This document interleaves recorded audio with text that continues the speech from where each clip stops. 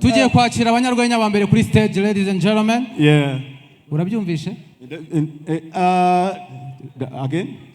Tugiye kwakira abanyarwenya ba mbere. We are going to receive everyone who is here.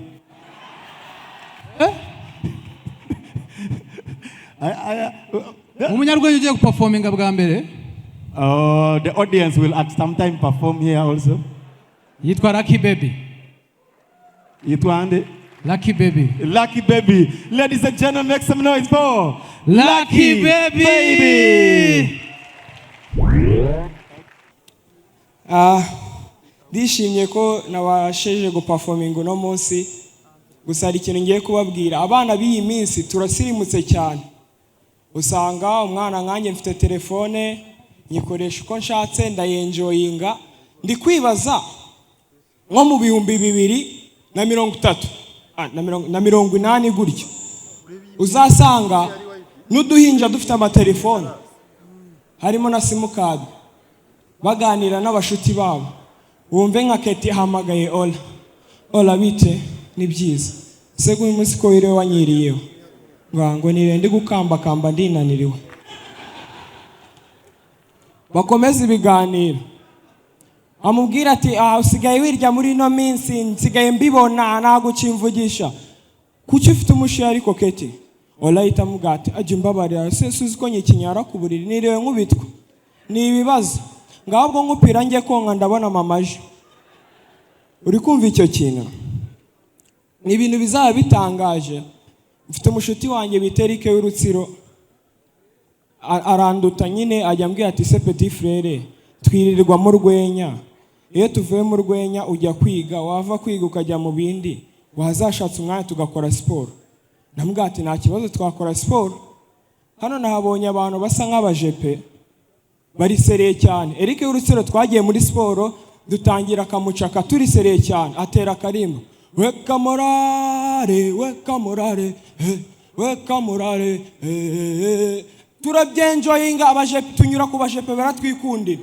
Wanga imbaraga z'igihugu ziri gukora siporo batwiyungamo dukorana gakorasi turirukanka tubona batangiye kubyenjoyinga baranatuyoboye ngo dukomeze batuzengurutse inshuro 8.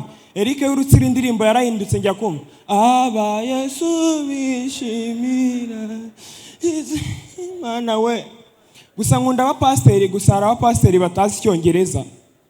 Ari insengero z'abasirimu haba harimo nko kwa Gitwaza haba harimo umupasiteri uri kuvuga mu Kinyarwanda n'undi ari gushyira mu Cyongereza cyangwa se uri kuvuga mu Cyongereza undi ashyira mu Kinyarwanda. Gusa barancangara baba batazi Icyongereza ukabona imirongo barayifatanyije. Reka nsabe umushuti wanjye azamfashe gusoma umurongo wa Bibiliya. Ngenda ndi umupasiteri uri gushyira mu Cyongereza wasoma mu Kinyarwanda. Hallelujah Eglise. Hallelujah. Hallelujah. Hallelujah. Somera mu Byahishuwe 22 umurongo wa 13. 13 haravuga ngo ndi Alpha na Omega. I'm the Alpha and Omega. Uwa mbere n'uwa nyuma. The first and the second, the first and the last. Itangiriro n'iherezo. Oh, the beginning and the end. Yes. 14. 14. Hahirwa abamesa ibishura byabo. Hahirwa abamesa ibishura byabo. Can you repeat again? Hahirwa abamesa ibishura byabo. Nina siri na Yesu yanifanya niwe jasiri. Pastor. Hahirwa abamesa ibishura byabo. Ko brage yarangiye wagiye kwisubira hari. Arakoze cyane gusa mvuze ibintu byo mu masengero buriya hari amoko atatu ngiye narabibonye y'insengero. Hari ama eglise, hari ama church, hari n'amatorero. Bibaho. Ndaguhereza urugero. urabona muri eglise hari ukuntu bakira korari ngo iziririmbe, korari ukajya kubona iraje ati I love you Lord, your mercy never fails me. Yego bakaririmba bakazana indi korari ukajya kumva ati Jesus you love me too much, oh, too much, oh, too excess. Ukumva izo ngizo ni eglise. Hakaza ku mwanya wa kabiri hakaza icyo bita church. Church bakakira korari niho hazamo abayisirayeli mbonye, ukajya kumva ati nina siri na Yesu yanifanya niwe jasiri. Iyo ngiyo nayo ni church. Itorero rero ntago baba bafite korari, ahubwo batumira umuhanzi.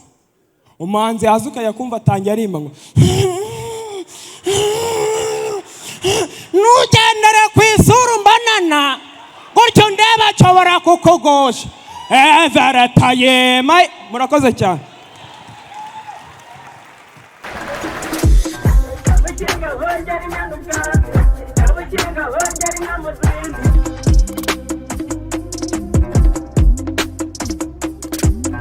Abakinga bongera inyana ubwatsi, abakinga bongera